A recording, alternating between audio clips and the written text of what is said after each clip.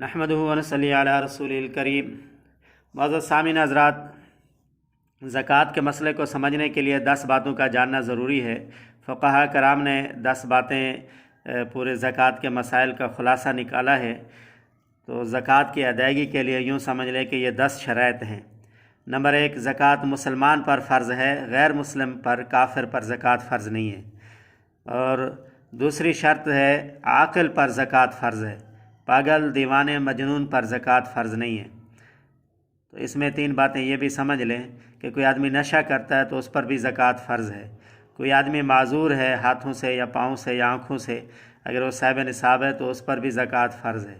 کسی کو مرگی کا دورہ پڑتا ہے، پاگل پن کا دورہ پڑتا ہے تو اس پر بھی زکوٰۃ فرض ہے۔ ہاں، اگر پورے سال کا ہی دورہ پڑا، پورے سال میں کبھی بھی وہ پاگل پن سے باہر نہیں آیا تو پھر اس پر اس سال کی زکوٰۃ نہیں ہے، لیکن بعد میں جب وہ صحیح ہوگا تو پھر زکوٰۃ اس کو ادا کرنی ہوگی۔ تیسری شرط یہ ہے کہ بالغ پر زکوٰۃ فرض ہے، نابالغ پر زکوٰۃ فرض نہیں ہے۔ چوتھی چیز ہے آزاد پر زکوٰۃ فرض ہے، غلام پر زکوٰۃ فرض نہیں ہے۔ پانچویں چیز ہے صاحب نصاب پر زکوٰۃ فرض ہے، غریب پر زکوٰۃ فرض نہیں ہے۔ اور صاحب نصاب کہتے ہیں کسی کے پاس 7.5 تولے سونا ہو، یا 52.5 تولے چاندی ہو، یا 52.5 تولے چاندی کے قیمت کے برابر اس کے پاس نقدی رقم ہو، یا 52.5 تولے چاندی کی قیمت کے برابر اس کے پاس مال تجارت ہو۔ یہ 4 چیزیں ہوں تو اس پر زکوٰۃ فرض ہے۔ یا ان 4 میں سے کوئی ایک چیز ہو، سونا ہو 7.5 تولے تو پھر اس پر زکوٰۃ فرض ہے۔ یا یہ چاروں چیزیں ہوں، تھوڑی تھوڑی ہوں، اور ان کا نصاب 52.5 تولے چاندی کی قیمت کے برابر بنتا ہے تب بھی زکوٰۃ فرض ہے۔ صرف سونا ہوگا تو پھر 7.5 تولے کا حساب لگایا جائے گا۔ اگر ساتھ کچھ چاندی بھی ہے، ساتھ کچھ نقدی پیسے بھی ہیں، ساتھ کچھ مال تجارت بھی ہے تو پھر چاندی کا حساب لگایا جائے گا، سونے کا حساب نہیں لگایا جائے گا۔ تو آج کے حساب سے سونے کا 52.5 تولے چاندی کی قیمت بنتی ہے 1,34,000۔ تو کسی کے پاس اتنی رقم ہے، یا اتنے کا سونا ہے، یا اتنے کی چاندی ہے، اتنے پیسے ہیں اور اتنا مال تجارت ہے تو اس پر زکوٰۃ فرض ہے۔ چوتھی شرط یہ ہے کہ قرض سے مبرہ ہو۔ صاحب نصاب جب نصاب لگایا جائے گا تو قرض کو دیکھا جائے گا کہ اس کے ذمہ قرض تو نہیں ہے، قرض کو نکال کر پھر جو ہے حساب لگایا جائے گا۔ اور حساب لگانے کے بعد بھی زکوٰۃ ادا کرنے کے لیے قرض کو دیکھا جاتا ہے کہ قرض کی رقم اس میں نفی کر کے بقایا رقم جو بچے گی اس کی زکوٰۃ ہوگی۔ نمبر 7، مال پر قادر ہو، اس کا جو مال ہے اس کو خرچ کرنے کا اس کے پاس اختیار ہو۔ اگر خدا نخواستہ مال تو اسی کا ہے لیکن کسی اور کے قبضہ میں ہے، اس کو اس میں سے خرچ کرنے کا اختیار نہیں ہے تو پھر اس پر بھی زکوٰۃ فرض نہیں ہے۔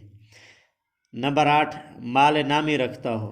یہ 4 قسم کے مال اس کے ہوں تو اس پر زکوٰۃ آئے گی۔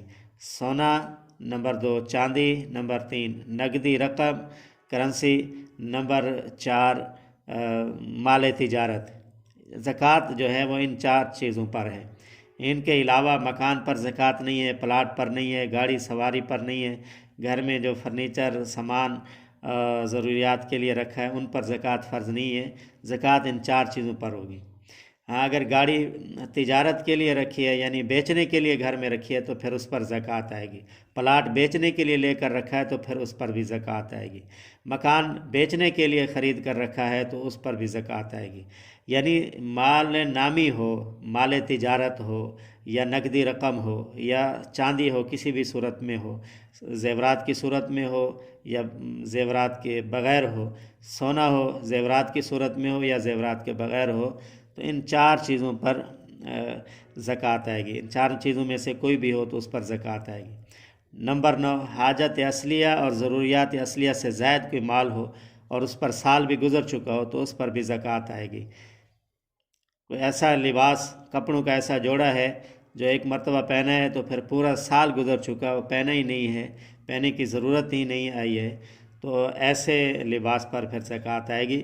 وہ لباس، وہ چیز حاجت اصلیہ اور ضروریات اصلیہ سے زائد ہوگی اور سال گزرنے کے بعد اس پر زکوٰۃ آئے گی۔ 10ویں چیز یہ ہے کہ 1 سال کی مدت پوری ہو، اسلامی قمری مہینے کے حساب سے اس کی مدت پوری ہو، اور مدت کے لیے تاریخ طے کرنا ضروری ہے۔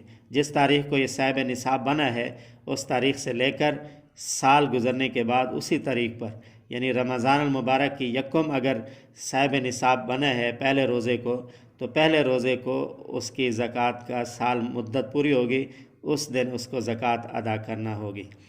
تو مہینہ مقرر کرنا ضروری نہیں ہے، تاریخ مقرر کرنا ضروری ہے۔ اس میں بھی لوگ غلطی کر جاتے ہیں، مہینہ مقرر کرتے ہیں، تاریخ مقرر کرنی چاہیے۔ تو مال پر سال کی مدت پوری ہو اس کے اوپر پھر زکوٰۃ ہے۔ اللہ تعالیٰ زکوٰۃ کے مسائل سمجھنے اور پھر اس پر عمل کرنے کی توفیق نصیب فرمائے۔ وآخر دعوانا الحمد للہ رب العالمین۔